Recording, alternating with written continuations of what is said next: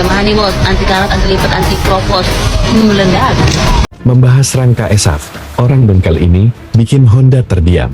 Tonton sampai habis, biar tidak gagal paham. Media sosial diramaikan dengan isu rangka ESAV motor Honda yang diduga karatan, keropos, bahkan patah.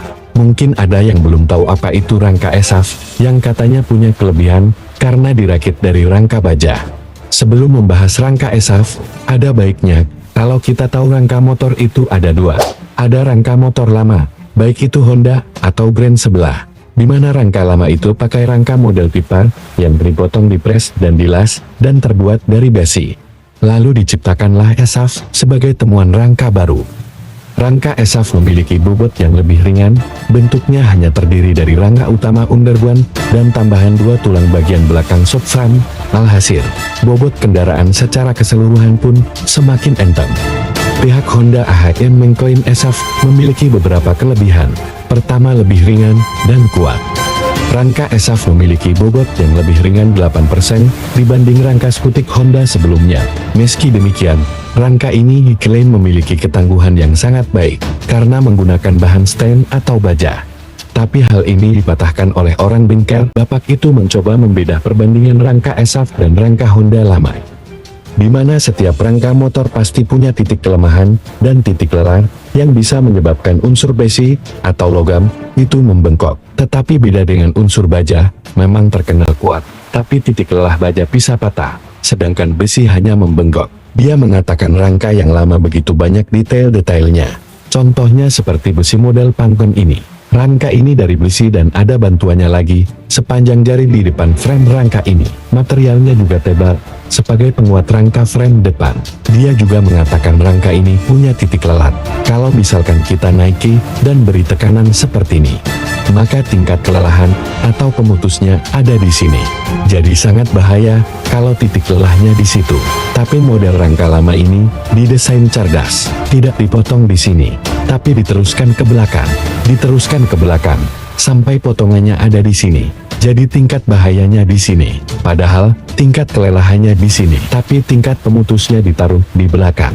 Sehingga kalau terjadi hantaman dari depan, maka yang terjadi di sini lekuk, tapi tidak patah. Di sini akan melekuk begini. Andai kata mau dikembalikan, tinggal dipres, ditarik ke depan lagi, dia kembali lagi. Ya, sifat dasarnya itu besi ini tadi.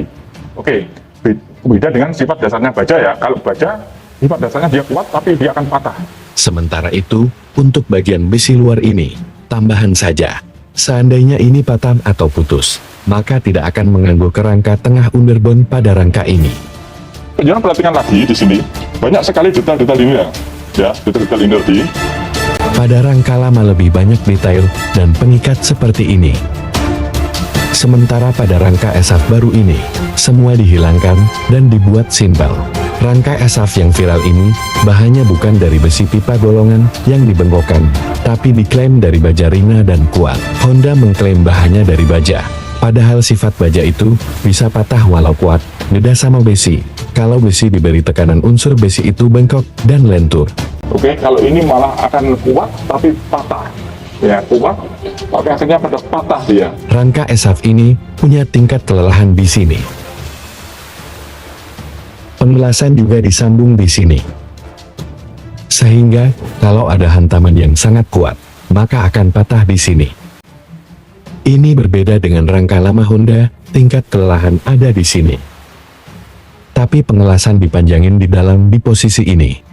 Sehingga rangka underbone depan, kalau ada hantaman tidak patah, hanya membengkok, dan bisa diluruskan lagi.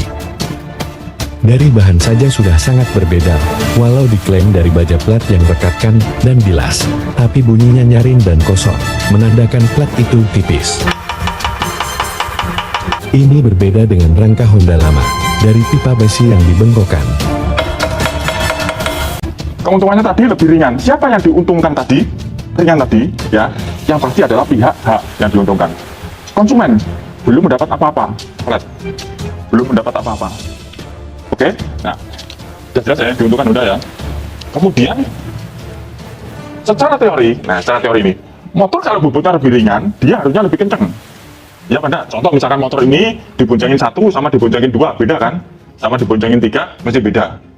Oke, objektifnya beda, tenaganya beda. Ya Mas Bro ya. Nah, secara teori semakin ringan maka semakin kencang. Nah sekarang kenyataannya motor ini, oke, mulai dari Genio, karena motor yang sudah menggunakan frame semacam ini, ya frame pintar ini tadi, itu mesinnya sudah dirubah Mas Bro, bukan sama dengan mesin ini, tidak sama dengan mesin ini, sudah dirubah. Nah sekarang pada kenyataannya, yang seharusnya motor ini lebih ringan berarti kan lebih kencang. Nah kenyataannya lebih kencang apa tidak? Kenyataannya ini, ya. Menurut pandangan saya, kenyataannya tidak kenceng atau lebih loyo daripada sebelumnya. Berarti yang dirugikan siapa? Yang dirugikan adalah konsumen. Saya kasih silang.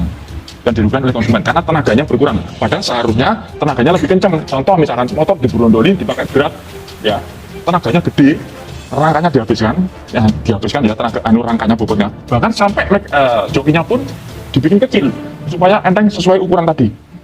Larinya bertambah kan?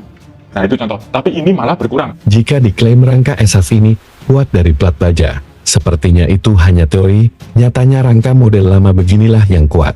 Karena tidak ada kasus insiden rangka yang patah di model rangka lama, kecuali ada insiden kecelakaan itu pun keseringan membengkok.